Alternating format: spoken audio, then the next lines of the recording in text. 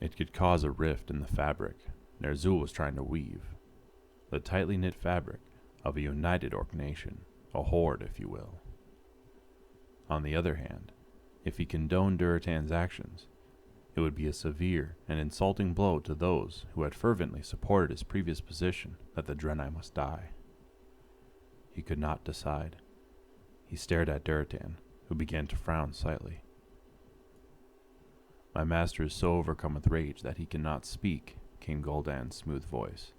Both Durotan and Ner'zhul turned to look at the younger shaman. "You have disobeyed a direct order from your spiritual leader. Return to your camp, Durotan, son of Garad. My master will send you a letter shortly conveying his decision." Durotan glanced back at Ner'zhul, his dislikes of Gul'dan plain on his broad face. Ner'zhul gathered himself and stood tall, and this time, when he reached for words, he found them. "Begone, Durotan.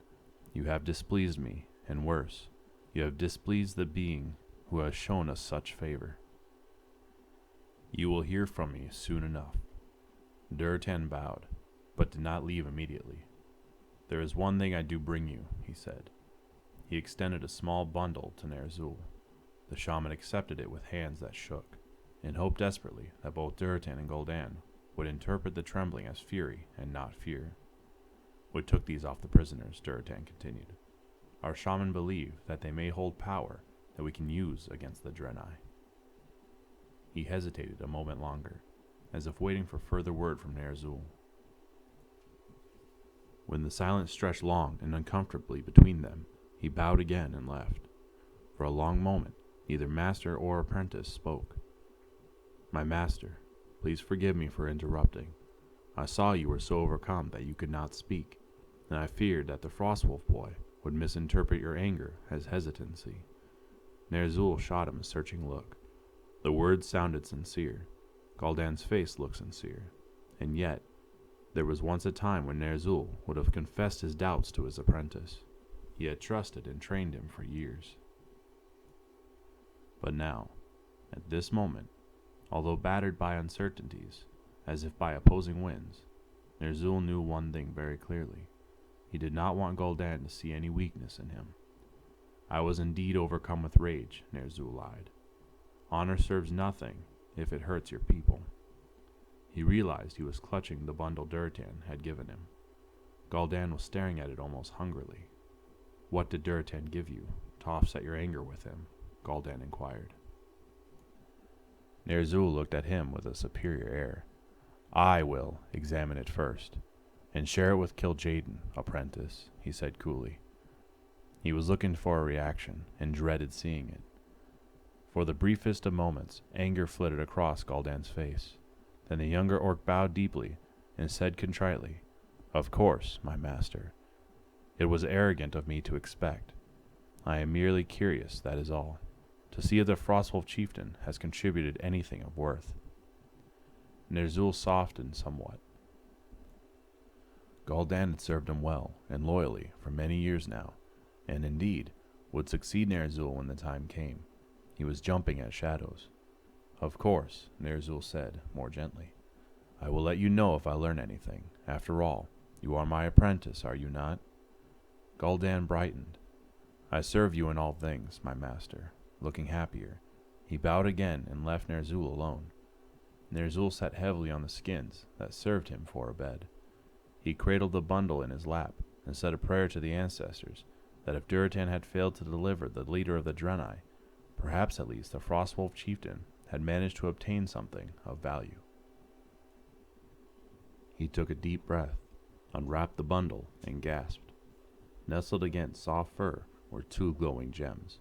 Gingerly, Ner'zhul touched the red one and gasped again. Energy, excitement, and a sense of power flowed through him. His hands wanted to grip a weapon, although he had had no need for one for years. He yearned to swing it. Somehow, he knew that if this crystal were on his person, his aim would be true. What a gift this was to the orcs. He would have to see how he could turn this hot, red passion for fighting that lurked in the center of the stone to his purposes. The yellow one next. Ner'zhul grasped it. This time, he had some idea of what to expect. Again, He felt it emanating warmth and a sensation of power, but this time there was no excitement, no urgency. As he held the yellow crystal, his mind cleared, and he realized that he had hitherto been seeing things as if in a fog-dense valley. He could not find the words to describe it, but there was a purity, a clarity, a precision to everything. It was, in fact, so keen, so clear that Ner'zhul began to perceive this opening of his mind as pain. He dropped the crystal back into his lap. The brilliant clarity, knife-sharp, faded somewhat. Ner'zhul smiled. If he did not have Velen himself to present to Kil'jaeden, at least he had these precious items to offer to appease the magnificent being. Kil'jaeden was furious. Ner'zhul quaked before that anger, prostrating himself on the earth, murmuring, "Forgive me," as Kil'jaeden raged. He squeezed his eyes shut, anticipating pain such as he had never experienced to suddenly start shooting along his body, when abruptly the raging ceased. Cautiously, Ner'zhul risked a glance to his benefactor. Kil'jaeden was once more looking serene, poised, and calm and bathed in radiance. "They are of little use to me," said Kil'jaeden. Ner'zhul winced. "But I think your people might find them helpful in your battle to crush the Draenei. That is your battle, is it not?" Fear again clenched at Ner'zhul's heart. "Of course, Lord. It is the ancestors' will." Kil'jaeden looked at him for a moment, his brilliant eyes emanating flames. "It is my will," he said simply, and Ner'zhul nodded frantically. Of course, it is your will, and I obey you in all things." Kil'jaeden seemed satisfied by the response and nodded. Then he was gone, and Ner'zhul sank back, wiping a face greasy with the sweat of terror. Out of the corner of his eye, he saw a flash of something white. Gul'dan had seen everything. "We have been planning an attack for some time now, and last night, when the Pale Lady did not shine, we descended in force upon the sleeping little town. Not a one was left alive, not even the few children we found. Their supplies, food, armor, weapons, some strange items we know nothing of and shun. This bounty is now shared between the two ununified clans. Their blood, blue and thick, dries now upon our faces, and we dance in celebration." There was more to the missive, but Ner'zhul did not read it. He did not have to. Although the details might be different, the essence of the letters was always the same. A successful attack, glory in the killing, the ecstasy of blood spilled. Ner'zhul glanced at a pile of letters he had received just that morning, 7 of them. With each month that passed, even throughout the long, hard winter months, the Orcs grew more skilled at killing Draenei. They had learned much about their foe with each victory. The stones that Durotan had given Ner'zhul proved to be valuable indeed. Ner'zhul worked with them, alone at first, and then in the company of other shaman. The red stone they dubbed the Heart of Fury, and they found that when the leader of a raid carried it, not only did he fight with more energy and skill, but everyone under his command benefited as well. The stone was passed from clan to clan at each new moon, and was highly coveted. Yet Ner'zhul knew no one would dare to steal it for himself. The second stone he called the Brilliant Star, and he found that when a shaman carried the crystal, he or she experienced a profound focus and clarity. While the Heart of Fury roused the emotions, the Brilliant Star calmed them. The thought process was swifter and more precise, and concentration was not easily broken. The result was powerful magic, precisely controlled, another key to Orcish victory. The delicious irony that they were using the Draenei's own magic against them further improved the morale among the Orcs. But all these things did not hearten Ner'zhul. The sudden flash of doubt that had shuddered through him when he had spoken with Durotan had shaken him to the bone. He fought back the suspicions, terrified that somehow Kil'jaeden was able to read his thoughts, but they came, like maggots writhing from a corpse, to haunt his sleeping and waking thoughts. Kil'jaeden looked very, very similar to the Draenei.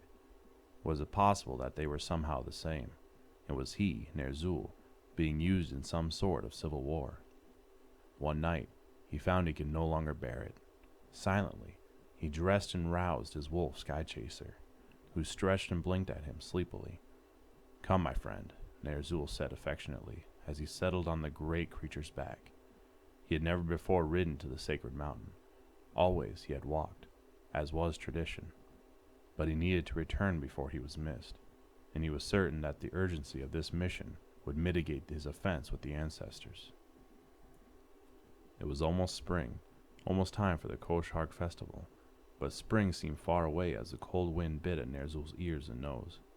He huddled down, grateful for the warmth of the massive wolf, and shielded himself as best he could from the wind and now snow. The wolf pressed on through the drifts, making steady, if not swift, progress. At last, Nerzul looked up and saw the perfect triangle of the Mountain of Spirits, and a great weight suddenly lifted from his heart. For the first time in months, he truly felt as if he was doing the right thing. Skychaser would have difficulty climbing, so with a command to stay, he settled down, burrowing into a drift and curling up tightly. Nerzul did not imagine he would be more than a few hours, and hurried to climb the mountain with more alacrity than he had felt in a long time, his sack heavy with water skins and his heart full of anticipation. He should have done this long ago. He should have gone right to the source of wisdom, as shaman before him had done. He had no idea why he had never thought of this before. At last he came to the entrance and paused before the perfect oval. As anxious as he was to reach the ancestors, he knew the ritual must be honored. He lit the bundle of dried grasses he carried, and let its sweet scent calm and purify his thoughts. Then he stepped forward, murmuring a spell to light the torches that lined the walk. Nerzul had walked this path more times than he could recall, and his feet moved steadily, as if of their own accord. Down twined the smooth path, and Nerzul's heart raced with hope as he stepped forward into the darkness. It seemed to take longer than usual for him to become aware of the increase in light. Nerzul stepped into the cavern, and thought that somehow the light emanating from the sacred pool seemed dimmer than it had been in the past. The thought unsettled him. He took a deep breath and chided himself. He was bringing his own external fears into this sacred space, nothing more. He stepped to the pool, removed the water skins from his pack, and poured out the contents. The soft splashing of water was the only sound, and it seemed to echo. His offering complete, Nerzul sat by the water's edge and waited, gazing into the radiant depths. Nothing happened. He did not panic. Sometimes the ancestors took their time about responding. But when more time had passed, uncase began to stir in Nerzul's heart. Moved, he spoke aloud. Ancestors, beloved dead, I, Nerzul, shaman of the Shadowmoon clan, leader to your children, have come seeking, no, begging wisdom. I have lost my way to your light. The times are dark and fearful even as we grow stronger, more united as a people. I question the path I am on, and I beseech your guidance. Please, if ever you loved and cared for those who have followed in your footsteps, come to me now and advise me, that I may lead them well. His voice quavered. He knew he sounded lost and pathetic, and for a moment stubborn pride made him flush with shame. But then that feeling was chased away by the knowledge that he did care for his people, and he did want to do what was right for them, and at this moment he had no idea what that might be. The pool began to glow. Nerzul leaned forward eagerly, his eyes roaming the surface, and in the water he saw a face looking back at him. Ralkan, he breathed. For a moment quick tears mercifully blurred her image. He blinked and his heart lurched with pain as he saw the look in her ghostly eyes. It was hatred. Nerzul recoiled as if struck. Other faces began to appear in the water, dozens of them. All of them had the same expression. Nausea welled in him, and he cried out, "Please, help me. Grant me your wisdom that I may win favor again in your eyes." Ralkan's severe features softened somewhat, and it was with a trace of compassion in her voice that she spoke. "There is nothing you can do, not now, not in 100 years, to win favor in our eyes. You are not a savior of your people, but their betrayer." "No," he shrieked. "No. Tell me what to do, and I will do it. It is not too late. Surely it is not too late." "You are not strong enough," said another rumbling voice, this one male. "If you were, you would never walk so far down this path. you would have not been so easily gulled into doing the will of one who bears no love for our people. But I do not understand, Ner'zhul murmured. Ralkan, you came to me. I heard you. You, Grekshar, you advised me. Kil'jaeden was the one you wanted me to embrace, the great friend to all the orcs. She said nothing in response to this. She did not have to. Even as the words tumbled from his lips, he understood now how profoundly he had been misled. The ancestors had never appeared to him at all. It had all been a trick concocted by Kil'jaeden, whatever he was. They were right not to trust Ner'zhul now. Any shaman who would be so easily deceived could never be trusted to put things right again. All was an elaborate web of lies and deceit and manipulation, and he, Ner'zhul, had been the first foolish insect to become inextricably trapped in it. Nearly 100 Draenei were dead. There was no turning back, no requesting aid from the ancestors. He could not trust any of his visions ever again, except to understand that they were likely to be lies. Worst of all, he had delivered his people into the hands of one who, despite his fair appearance and honeyed words, did not have their best interests in whatever passed for his heart. Even as he stared into the ghostly eyes of his beloved, she turned away from him. One by one, the myriad faces reflected in the water followed suit. Ner'zhul trembled with the horror of what he had done. There was nothing he could do to make it right. Nothing he could do except continue on this path that Kil'jaeden had so carefully contrived for him to walk, and prayed to ancestors who no longer listened to him that somehow, some way, things would turn out all right. He buried his face in his hands and wept. Crouching in the darkness in a bend in the tunnel, Gul'dan listened to the sound of his master sobbing, and smiled to himself. Kil'jaeden would be grateful for the information. Chapter 12. We are all weak, in one way or another. It does not matter the species. Sometimes that weakness is a strength in disguise.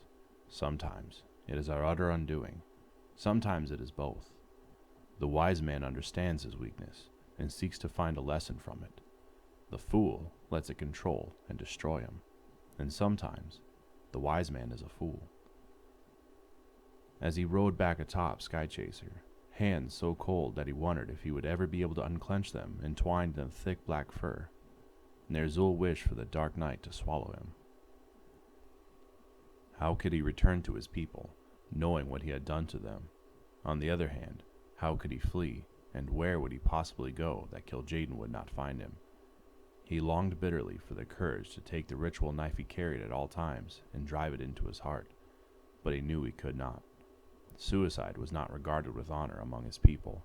It was a coward's answer to the problems that came to him. He would not be permitted to live on as a spirit if he took that seductive way to escape the horrors that confronted him. He could continue to pretend that he suspected nothing, and even perhaps subtly undercut Kil'jaeden. Despite his massive powers, there had been no evidence that the so-called Beautiful One had the ability to read thoughts. The thought brightened Ner'zhul somewhat. Yes, he could mitigate the damage this interloper was trying to do to his people. That was how he could continue to serve. Exhausted both physically and emotionally, Ner'zhul stumbled into his tent in that faint hour before dawn, looking forward to simply collapsing on the skins and sleeping in an effort to forget, for at least a brief while, the agony of what he had brought about. Instead, a bright light nearly blinded him, and he fell to his knees. "You would betray me, then," said the Beautiful One. Ner'zhul threw up his hands, trying vainly to protect his eyes from the awesome radiance. His stomach roiled, and he feared he was about to be sick in his terror. The light dimmed somewhat, and he lowered his hands. Standing beside Kil'jaeden was Ner'zhul's apprentice, grinning darkly. "Gul'dan," whispered Ner'zhul sickly, "what have you done?" "I have informed Kil'jaeden of a rodent," Gul'dan said calmly.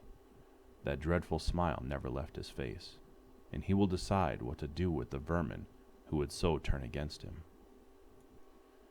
There was still snow on Gul'dan's shoulders. Dully, Ner'zhul realized what had happened. His apprentice, hungry for power, how was it Ner'zhul had closed his eyes to the obvious for so long, had followed him, had heard the ancestors' words, and still he clung to Kil'jaeden, after hearing the same things Ner'zhul had heard. For a moment, his own fear and selfishness went away, and Ner'zhul felt only a wave of pity for an orc who had fallen so far. "It wounds me," Kil'jaeden said. Ner'zhul looked at him, startled. "I chose you, Ner'zhul. I gave you my powers. I showed you what you needed to do to advance your people and ensure that they are never second in this world." Ner'zhul spoke without thinking. "You have deceived me. You have sent me false visions. You have maligned the ancestors and all they stood for. I don't know why you are doing this, but I know that it is not out of love for my people. And yet they flourish. They are united for the first time in many centuries." "United under a lie," Ner'zhul said. He was giddy in his rebellion. It felt good. Perhaps if he continued, Kil'jaeden would lose patience with him and slay him, and Ner'zhul's problem would be solved. But Kil'jaeden did not respond with deadly fury, as Ner'zhul hoped he would. Instead, the being sighed deeply and shook his head, like a parent disappointed in a wayward child. "You may yet regain my favor, Ner'zhul," Kil'jaeden said. "I have a task for you. If you complete it, your lapse of faith will be overlooked." Ner'zhul's lips moved. He wanted to shout out his rebellion again, but this time the words would not come. He realized that the moment had passed.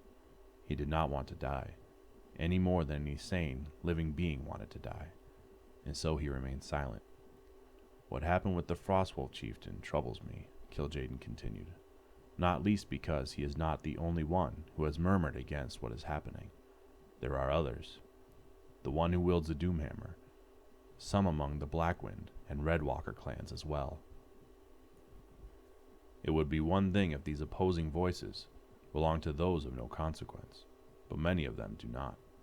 There must be no risk to the success of my plan. Therefore, I will guarantee their obedience." "It is not enough for them to swear loyalty," Kil'jaeden continued. He tapped his cheek with one long red finger thoughtfully. "Too many seem enamored of changing what honor and oath mean. We must ensure their cooperation, for now and for all time." Gul'dan's small eyes glinted. "What is it you suggest, Great One?" Kil'jaeden smiled at Gul'dan.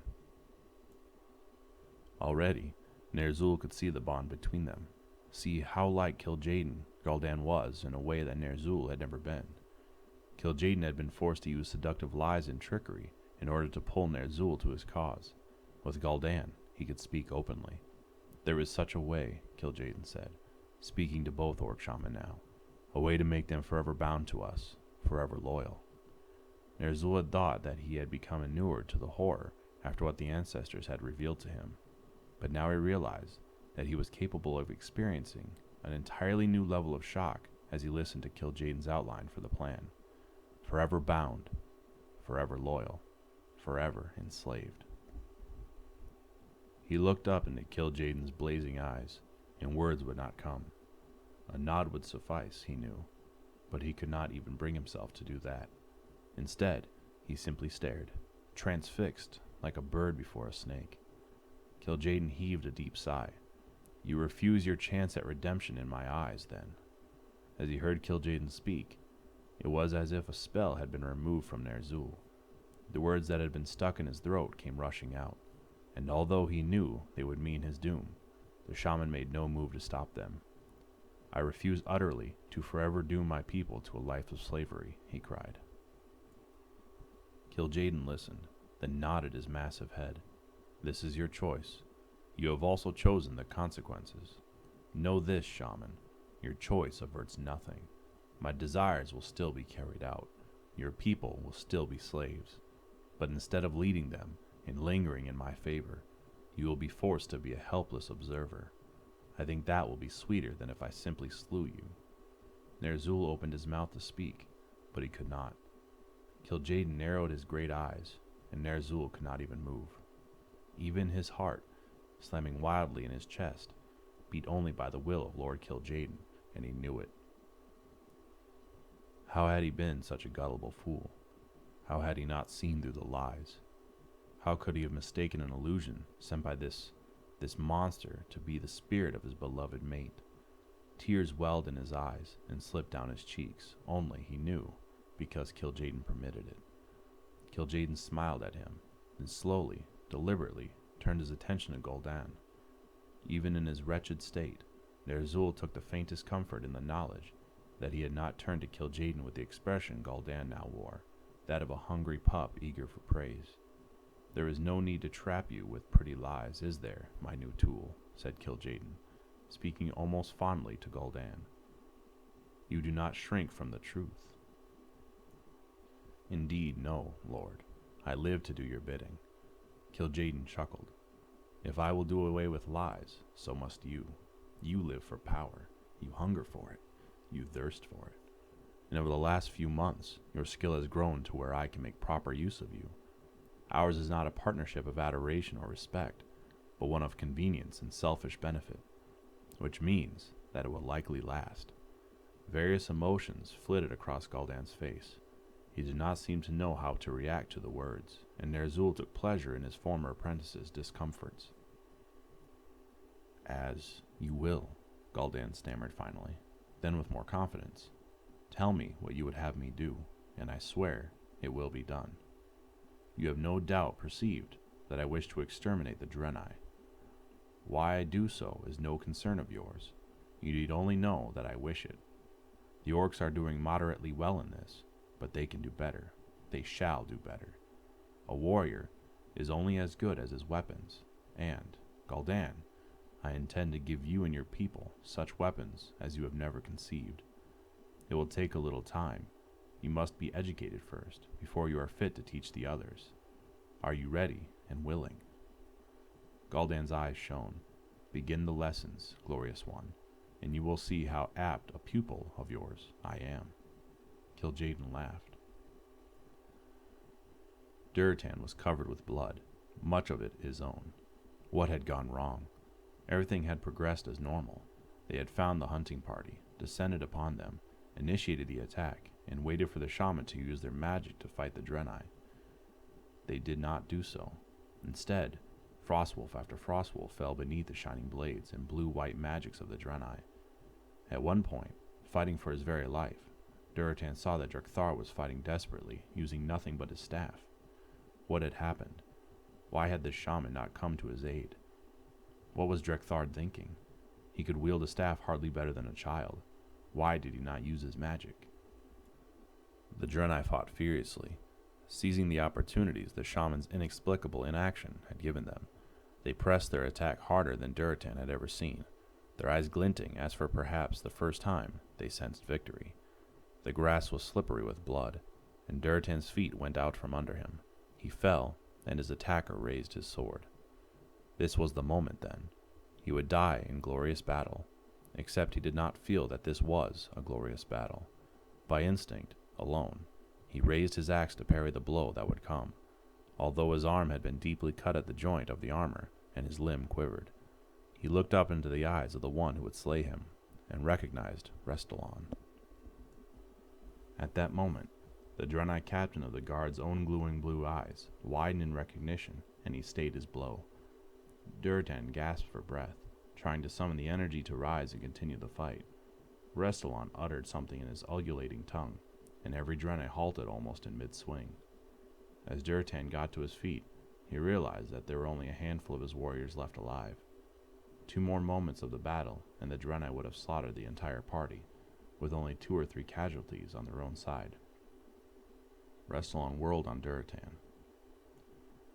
Various expressions warred on his ugly face: compassion, disgust, regret, determination.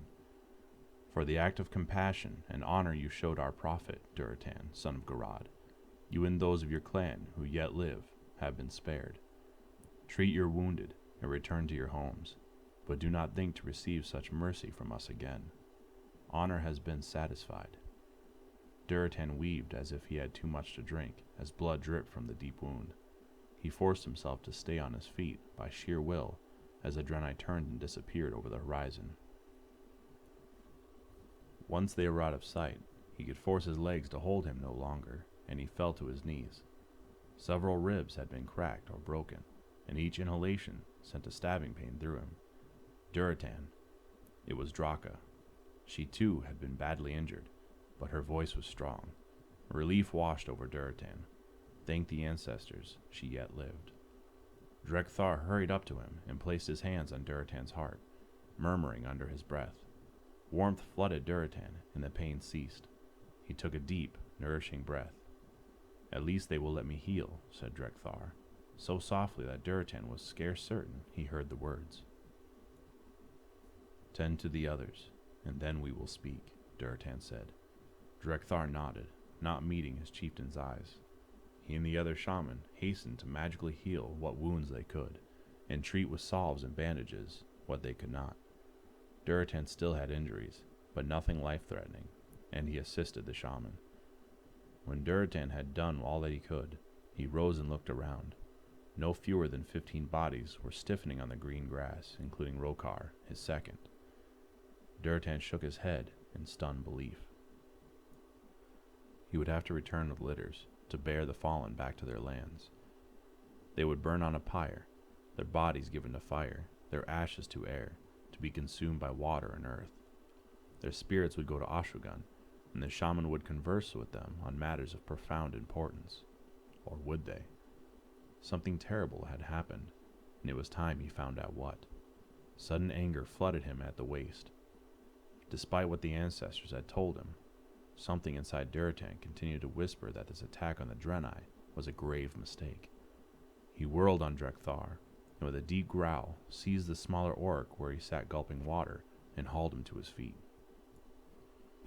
This was a slaughter, Durotan cried, shaking him furiously.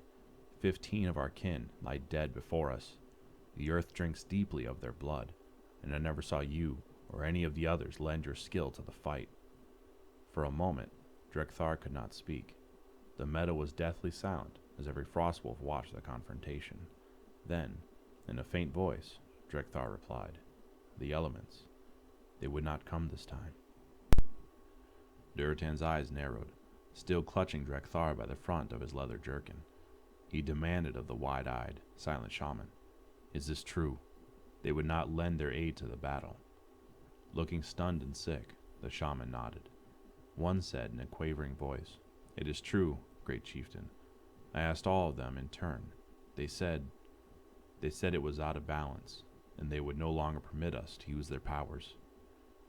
Durotan's shock was broken by an angry hiss. He turned to see Draka's scowling face.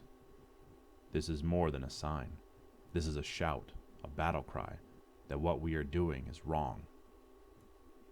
Slowly, trying to comprehend the magnitude of what had happened, Durotan nodded. If it were not for the mercy Restolon had shown him, he and every last member of the war party would be lying on the earth, their bodies growing colder by the moment. The elements had refused their assistance. They had condemned what the shaman were asking of them.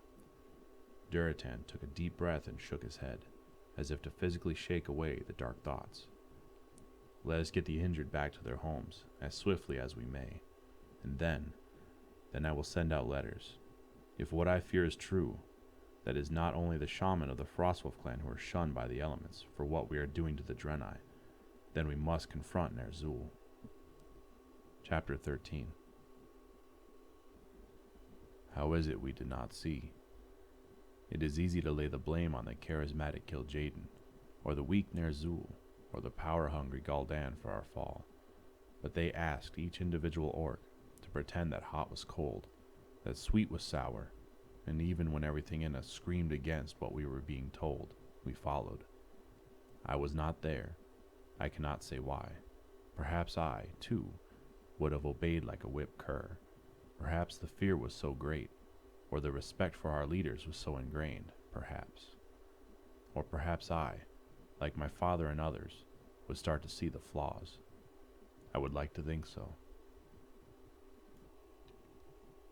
Blackhand looked out from under his bushy eyebrows, frowning. He always looked like he was frowning, perhaps because he almost always was. "I do not know about this, Gul'dan," he rumbled. His oversized hand went to the hilt of his sword, fondling it in an uneasy gesture. When Gul'dan had asked to meet with Blackhand a fortnight ago, and to bring his most promising shaman, but to tell no one of what they were to be doing, he had agreed. Blackhand had always liked Gul'dan better than Ner'zhul, although he was not sure why. When Gul'dan sat down with him over a lavish meal and explained the current situation, Blackhand was very glad he had come. Now he knew why he liked Gul'dan so much. The former apprentice, now master, was like Blackhand himself. He had no use for ideals, only practicalities. And power, good food, lavish armor, and bloodshed were things both orcs craved. Blackhand was chieftain of the Black Rock Orcs. He could rise no higher, at least, not until now. When the clans were separate, the greatest glory was to lead one's clan. But now they were working together. Now Blackhand could see the glint of greed in Gul'dan's small eyes. He could almost smell the hunger wafting off the other orc, a hunger he shared. Ner'zhul is an honored and valued advisor, Gul'dan said as he chewed a dried fruit, extending a claw to pick a chunk where it had gotten lodged between his teeth. He has great wisdom, but it has been decided that I would be a better choice to lead the orcs from this point on. Blackhand grinned savagely. Ner'zhul was nowhere to be seen. And a wise leader surrounds himself with trusted allies, Gul'dan continued. Those who are strong and obedient, who will fulfill their obligations, and who, for their loyalty, will be held in high regard and richly rewarded. Blackhand had begun to bridle at the description obedient, but was mollified when Gul'dan mentioned high regard and richly rewarded. He glanced over at the 8 shaman he had brought to Gul'dan. They were sitting huddled over a second fire some distance away, being attended to by Gul'dan's servants. They looked wretchedly unhappy, and were conveniently out of earshot. Blackhand said, "You asked for the shaman. I assume you know what is happening to them." Gul'dan sighed, and reached for a Talbuk leg. He bit deeply into it, the juices running down his face. He wiped his jutting jaw absently, chewed, swallowed, and answered, "Yes, I have heard. The elements are no longer obeying them."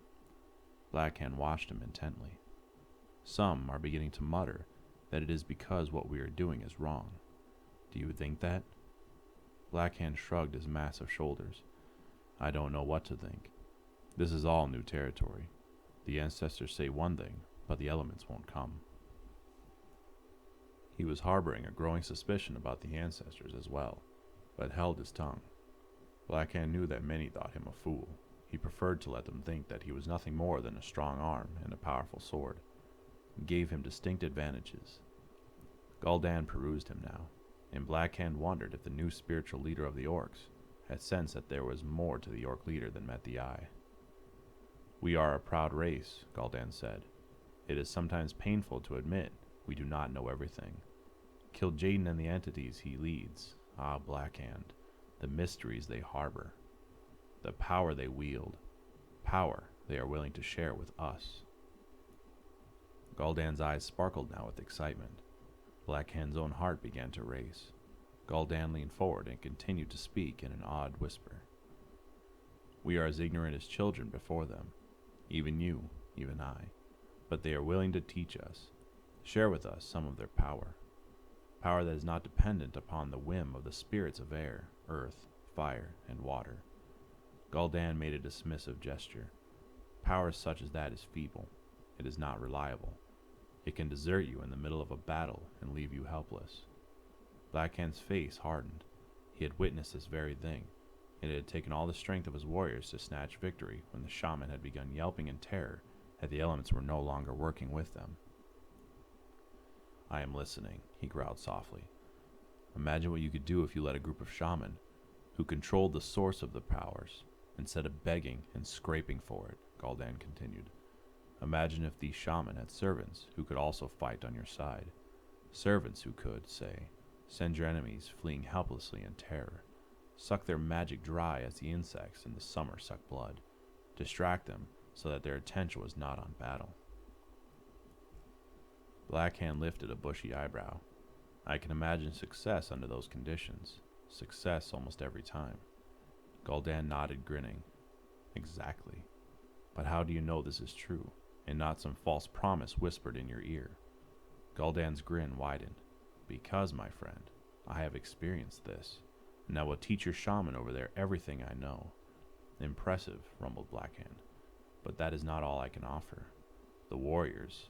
I know a way to make you, and everyone who fights at your side, more powerful, fiercer, deadlier. All this can be ours, if we but claim it. Ours. I cannot continue to waste my time speaking with every single leader of every single clan every time they have a complaint, Gul'dan said, waving his hand imperiously. There are those who are in agreement with what you and I think is the best way to proceed, and those who are not. Go on, said Blackhand. But Gul'dan did not, at least not right away. He was silent, gathering his thoughts. Blackhand grasped a stick and poked at the fire. He knew well that most of the orcs, even those of his own clan, thought him a hothead and impetuous, but he knew the value of patience. I envisioned two groups of leaders of the orcs. One, a simple governing council to make decisions for the whole, its leader elected, its business conducted openly for all to see. The second, a shadow of this group, hidden, secret, powerful, Gul'dan said quietly. This shadow council, will be comprised of orcs who share our vision, and who are willing to make the necessary sacrifices to obtain it. Blackhand nodded. Yes, I see. A public leadership and a private one. Gul'dan's mouth stretched in a slow grin. Blackhand regarded him for a moment, then asked the question, and to which shall I belong? Both, my friend, Gul'dan answered smoothly. You are a born leader. You have charisma, strength, and even your enemies know you are a master strategist. It will be case itself to have you elected as leader of the orcs. Blackhand's eyes flashed. I am no puppet, he growled softly. Of course not, said Gul'dan, which is why I said you would belong to both. You would be the leader of this new breed of orc, this horde, if you will, and you will be on the Shadow Council as well. We cannot work together unless we can trust one another, can we? Blackhand gazed into Gul'dan's glinting, clever eyes and smiled. He did not trust the shaman in the least bit, and he suspected that Gul'dan felt the same about him. It didn't matter. They both wanted power. Blackhand knew he did not possess the talents and skills that would enable him to wield the sort of power for which Gul'dan lusted, and Gul'dan did not want the sort of power Blackhand craved. They were not in competition, but in league. What benefited one would benefit the other, not rob him of a thing. Blackhand thought of his family, his mate Urukal, his two sons Rend and Maim, his daughter Griselda. He did not dote on them the way that the weak Durotan doted on his mate Draka, of course, but he cared for them. He wanted to see his mate bedecked in jewels, his sons and daughters revered, as befitted the children of Blackhand. Out of the corner of his eye, he caught a movement. Turning, he beheld Ner'zhul, once the powerful and now the discarded, slipping out of the door of the tent. What about him? Blackhand asked. Gul'dan shrugged. What about him? He means nothing now. The beautiful one wishes to keep him alive for the moment. He seems to have something special in mind for Ner'zhul. He will still be a figurehead. Love of Ner'zhul is too ingrained in the orcs to cast him aside just yet. But do not worry. He is no threat to us. The Blackrock Shaman. You say you will train them in these new magics, the magics that you yourself have studied, that they will be invincible. I will train them myself, and if they adapt well to the new arts, I will place them first among my new warlocks. Warlock. So that is the name of this new type of magic. It had an interesting sound to it, warlock, and the Blackrock warlocks would be the first ones chosen. Blackhand, chieftain of the Blackrock clan, what say you to my proposal? Blackhand slowly turned to Gul'dan. I say, hail to the Horde, and hail to the Shadow Council. It was an angry crowd that showed up at the front door of the Sacred Mountain. Durotan had sent out messages to the others he trusted, and had received confirmation that the elements indeed had shunned the shaman. One particular painful report came from the Bone Chewer clan. Their entire party had fallen to the Draenei, their annihilation remaining a mystery until a few days later when a shaman who had stayed behind tried to heal a sick child. Now they were coming, the clan leaders and their shaman, to meet with Ner'zhul and demand an explanation. Ner'zhul came out to greet them, waving his hands and asking for silence. I know why you have come today, he said. Durotan frowned. Ner'zhul was far away and seemed to be a mere speck, and yet Durotan could hear him perfectly. He knew that usually Ner'zhul achieved this feat by asking the wind to bear his words so that all could hear him. Yet, if the elements had indeed refused the shaman, how was that possible? He exchanged glances with Draka, but both remained silent. It is indeed true that the elements no longer answer the shaman's call for aid. Ner'zhul kept speaking, but his words were being drowned by the angry shouts. He looked down for a moment, and Durotan regarded him closely. The spiritual leader of the orcs looked more frail, more downtrodden than Durotan had ever seen. Of course, Durotan thought. After a few moments, the shouting died down. The orcs assembled were angry, but they wanted answers more than they wanted to vent their rage. Some of you have, upon discovering this, leap to a conclusion that what we are doing is wrong, but that is incorrect. What we are doing is achieving power, the likes of which we have never seen. My apprentice, the noble Gul'dan, has studied these powers. I will let him answer any questions you have. Ner'zhul turned and, leaning heavily on his staff, stepped aside. Gul'dan bowed deeply to his master. Ner'zhul did not seem to notice. He stood, his eyes closed, looking old and frail. In contrast, Durotan had never seen Gul'dan looking better. There was a new energy about the orc, a strong sense of confidence in his bearing and his voice when he spoke. What I am about to tell you may be hard for you to accept, but I have faith that my people are not closed-minded when it comes to the ways to better themselves, he said. His voice was clear and strong, just as we were surprised and awed to learn that there were more powerful beings other than the ancestors and the elements. We have discovered that there are ways to harness magic other than cooperating with the elements. Power that is not predicated on asking or begging or pleading. Power that comes because we are strong enough to demand it to come, to control it when it does, to force it to obey us, bend to our will, rather than the other way around. Gul'dan paused to let this sink in, looking around at the gathered orcs. Durotan glanced at Drek'Thar. Is this possible? He asked his friend. Drek'Thar shrugged helplessly. He looked completely startled at Gul'dan's words. I have no idea, he said. But I tell you, after that last battle, Durotan, the shaman were doing the work of the ancestors. How could the elements refuse us under those circumstances? How could the ancestors allow such a thing? His voice turned bitter as he spoke. The shock and shame was still upon him. Durotan understood that the shaman felt like a warrior who had reached confidently for his axe and found it turning to smoke in his hands. An axe a trusted friend had given him, an axe he had been asked to use in a good cause. Yes, I see you understand the value of what the beautiful one who has taken us under his wing is offering, said Gul'dan, nodding. I have studied with this great entity, as have these few noble shaman. He stepped back, and several shaman, dressed in some of the most beautifully tooled leather armor Durotan had ever seen, stepped forward. They are all Blackrock orcs, Draka murmured, her brows drawing together in a frown. Durotan had noticed that too. What they have learned, Gul'dan continued, will be taught to every single shaman who wishes to be instructed. This I swear to you. Follow me now to the open lands, where our Kosh'harg rituals have been held as far back as anyone can remember. I will have them demonstrate their formidable skills. For some reason he could not fathom, Durotan felt suddenly ill. Draka squeezed his arm reassuringly, noticing his abrupt paleness. My mate, what is it? She asked quietly as, along with everyone else assembled, the two moved toward the Kosh'harg festival grounds. He shook his head. I don't know, he said in an equally soft voice. I feel as though something terrible is about to happen. Draka grunted. I have been feeling that way for a long time now. Durotan kept his face neutral with an effort. He was responsible for the welfare of his people, and his position with Ner'zhul, and likely now Gul'dan, was already precarious.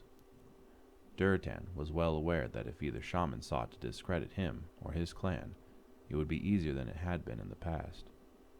With the clear focus on union, for the Frostfolk clan to be exiled or in any way cut off would spell extinction for them.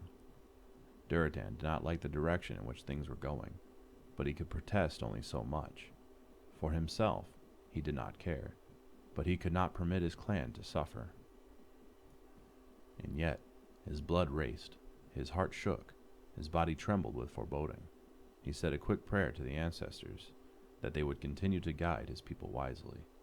They reached a flat river valley that for generations had played host to the Koshark festival. As his feet touched the sacred ground, Durotan felt himself relaxing slightly. Memories came back to him, and he smiled as they brushed his mind. He recalled that fateful night when he and Ogrim had both decided to fly in the face of tradition and dared to spy on the adults as they spoke, and how disappointed both had been at the mundane conversations. Wiser now, he was sure that he and Ogrim, bold though they had thought themselves at the time, had likely not been the first to be so daring, nor were they likely to be the last. He recalled, too, his first real glimpse of the female who would become his life mate, hunting in these lush fields, dancing around the fire to the sound of drums throbbing in his veins, and chanting to the moon. As long as his people still had this, he thought, all would still be well with them. Heartened somewhat, he looked over where the dancing was usually held. A small tent was erected, and he wondered what it was for. He and Draka halted a few yards away from the tent, assuming it was part of the demonstration. The others followed suit. The sun shone brightly as more and more orcs gathered. Durotan saw that most of those who had come today were clan chieftains and their shaman, so the site did not have to accommodate quite as many as it did during the festival time. Gul'dan waited until everyone else was assembled before striding purposefully toward the tent.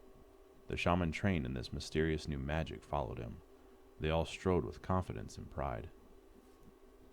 Coming to a halt in front of the tent, Gul'dan beckoned to a few of the Blackrock warriors, who stepped forward and stood at attention. At that moment, the wind shifted. Durotan's eyes widened as a familiar scent was carried to his nostrils. Draenei. Low murmurs around him told him that he was not the only one who had caught the scent. At that moment, Gul'dan nodded to the warriors. They disappeared inside the tent for a brief moment. 8 Draenei, their hands tightly bound, emerged from the tent. Their faces were puffy and swollen from beatings. Rags had been shoved in their mouths. Blood was caked on their blue skin and what remained of their clothing. Durotan stared. When the Blackrock clan fought using the magic I'm about to share with you, their victory was so absolute that they were able to take several prisoners, Gul'dan said proudly. These prisoners will help me show you what these new magical abilities can do. Outrage flooded Durotan. Slaying a foe in armed combat was one thing. Slaughtering helpless prisoners was another.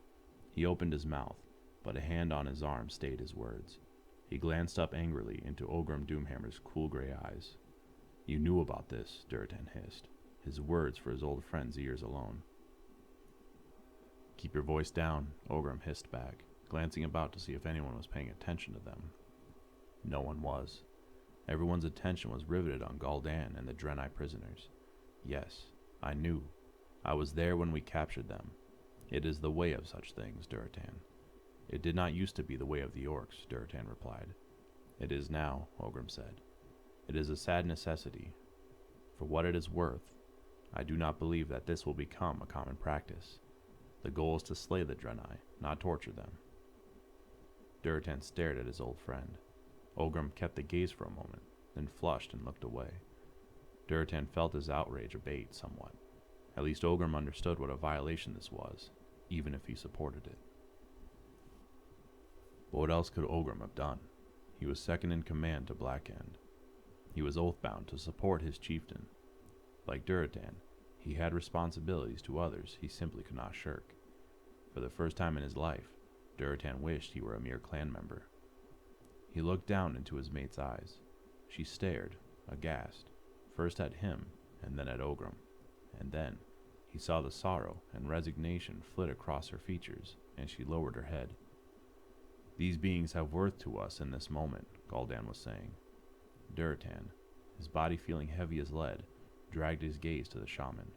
We will use them to demonstrate these new powers. He nodded to the first Blackrock shaman in line, who bowed. Looking slightly nervous, the female closed her eyes and concentrated. A sound like rushing wind filled Durotan's ears. A strange pattern written in purple light appeared at her feet, encircling her. Above her head, a purple cube turned idly. Then, suddenly, a small squawking creature appeared at her feet. It capered, its eyes blazing red, its small but sharp teeth bared in what looked like a smile. Durotan heard murmurings and some hisses of fear. Other shaman followed suit, summoning the same eerie purple circles and cubes, manifesting creatures seemingly out of thin air. Some were large, shapeless things in hues of blue and purple, hovering ominously. Other beings were fair to look upon, save for the hooved feet and bat-like wings. Some were large, some small, and all sat or stood quietly beside those who had called them into being. Pretty little pets, to be sure, came the distinctive voice of Grom Hellscream, dripping with sarcasm. But what do they do? Gul'dan smiled indulgently. Patience, Hellscream, he said, almost condescendingly. It is a strength, not a weakness. Hellscream's brows drew together, but he stayed silent. He was as curious as anyone, Durotan assumed. Blackhand stood, smiling a little, looking like a proud father.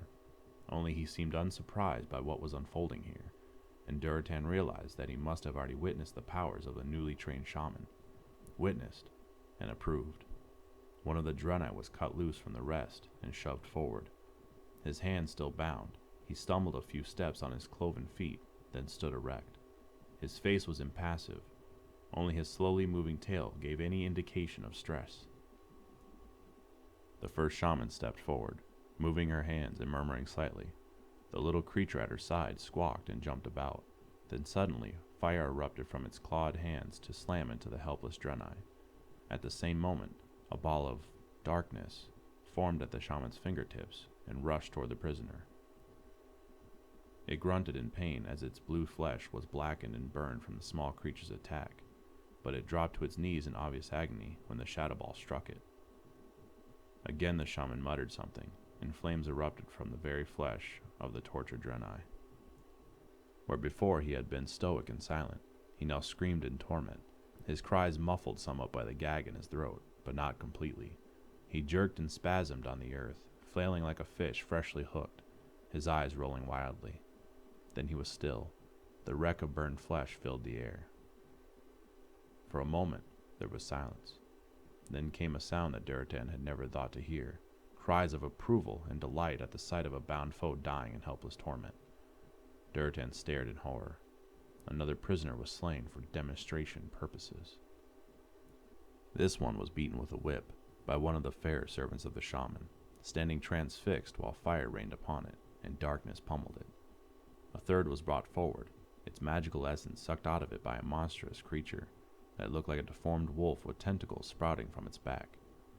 Bile rose in Durotan's throat, as blue blood and ashes covered what once had been sacred land that had been, and was even now, lush and fertile, though its profound sense of tranquility had been brutally violated. Here he had danced, and sung to the moon, had conspired with a boyhood friend, had courted his beloved.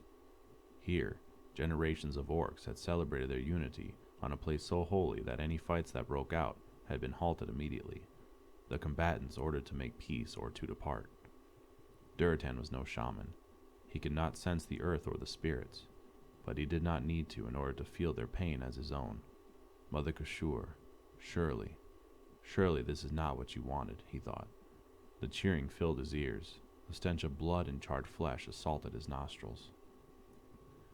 Worst of all was the sight of his brethren, even some among his own clan, who were caught up in the frenzy of inflicting pain and torment upon beings who were rendered incapable of even spitting on their opponents. He was dimly aware of his hand hurting. Somewhat in a daze, he looked down to see that Draka was clenching it so hard she threatened to break the bones. "For the shaman!" cried someone. "No," Gul'dan's voice carried over the noise of the cheering crowd. "No longer are they shaman. They were abandoned by the elements. They will call them no longer and beg for their aid. Behold those who have power, and who are not afraid to wield it. Behold, the warlocks." Durotan tore his gaze from his fingers and twined with his mates to look up at the sacred mountain. It jutted serenely skyward as it ever had, its sides catching and reflecting the light, and for a long moment, Durotan wondered why it did not shatter and break, like the heart of a sentient being overcome with horror at what was being done in its once comforting shadow. There were wild celebrations that night. Durotan participated in none of them, and forbade members of his clan to do so. As the Frostwolf shaman sat by their small fire, subdued and eating in silence, Drekthar dared ask the question that Durotan knew was in their hearts. "My chieftain," Drekthar said quietly, "will you permit us to learn the ways of the warlocks?" There was a long silence, unbroken save by the crackling of the fire. Finally Durotan spoke. "I have a question for you first," he said. "Do you approve of what was done to the prisoners today?" Drekthar looked uncomfortable. "It would be better if we had attacked them in honest combat," he admitted. "But they are our enemies. They have proven that. Proven that they will fight back when attacked," Durotan retorted. "That is all that has been proven." Drekthar started to protest, but Durotan waved him to be silent. "I know this is the will of the ancestors, but today I beheld something that I never thought I would see. I saw the sacred fields where for countless years our people met in peace, defiled by the blood of those who couldn't even lift a hand to defend themselves." He saw movement at the edge of the circle and caught Ogrim's scent. Durotan continued. "In the shadow of Ashugun itself, those who slew the Draenei today did not do so in order to protect an immediate threat to our lands. They butchered prisoners in order to show off their new talents." Ogrim now coughed quietly, and Durotan motioned him forward. Ogrim was well known to all present, and he sat down by the fire with the familiarity of one known and welcomed. "Ogrim," Draka said, touching her friend's arm gently, "the first warlocks are from your clan. What are your thoughts?" Ogrim stared into the firelight, his heavy brows knitted together as he sorted through his thoughts. "If we are to fight the Draenei, and even you Frostwolves are resigned to the necessity of it, then we should fight to be victorious. The elements have abandoned the shaman. They are fickle and unpredictable at their best, and were never the most reliable allies, not like one's friends." He glanced at Durotan and smiled a little. Despite the heaviness in his chest, Durotan smiled back. These new creatures, these strange powers, they seemed to be more dependable and destructive. There was something about them. Draka's voice trailed off. Drekthar broke in quickly. "Draka, I know your concerns. They were definitely not natural powers, at least not natural as we shaman have always known them. But who is to say that is wrong? They exist. They must have some place in the order of things. Fire is fire, whether it comes from the fingers of a little dancing being, or with the spirit of fire's blessing. It burns flesh just the same." "I agree with our esteemed guest. We have committed to the battle. Surely we do not fight to lose it." Draka still shook her head, her beautiful eyes unhappy. Her hands moved as if she were physically groping for the words. "It is more than summoning fire, or even the strange bolts of darkness," she said. "I have fought Draenei. I have slain Draenei. And never have I seen them writhe in such pain, nor give voice to such torment. The things who are serving the warlocks seem to enjoy that." "We enjoy the hunt," Durotan pointed out. He disliked arguing with his mate, but as always, he needed to see all sides of an issue in order to decide what was best for his clan. "The wolves enjoy feasting on steaming flesh." "Is it wrong to wish to win?" Ogrim challenged, his gray eyes narrowing. "Is it wrong to take pleasure in the victory?" "In the hunt? In the victory? No. It is the suffering of which I speak." Drekthar shrugged. "Perhaps the beings who are summoned to serve feed on that. Perhaps it is necessary to their existence. But is it necessary to ours?" Draka's eyes glittered in the firelight, and Durotan knew with a pang that it was not from anger, but from tears of frustration. "The Draenei have always had superior magics to ours, even with the aid of the elements," Drekthar said. "I have always been a shaman. I was born so. And now I tell you, I will embrace the path of the warlock if my clan leader will permit it, because I understand what those powers can do for us, having dealt with the elements for as long as I have. I would say, Draka, I am sorry, but yes, this is necessary to our existence. If we do not have the powers of the elements to call upon, the Draenei will obliterate us from the face of the earth." Draka sighed and buried her face in her hands. The small group was silent, the only sound the crackling of the fire. Durotan thought something was missing. Now he knew. He did not hear the sounds of the night creatures, the birds and insects and other living things who formerly filled the air with quiet sounds. They had been driven from this place by what had occurred here earlier. He tried not to think of this as an omen. I will permit the Frostwolf clan to learn these arts, he said heavily. Drekthar bowed his head. I thank you, Durotan. You will not regret it. Durotan did not reply. Chapter 14.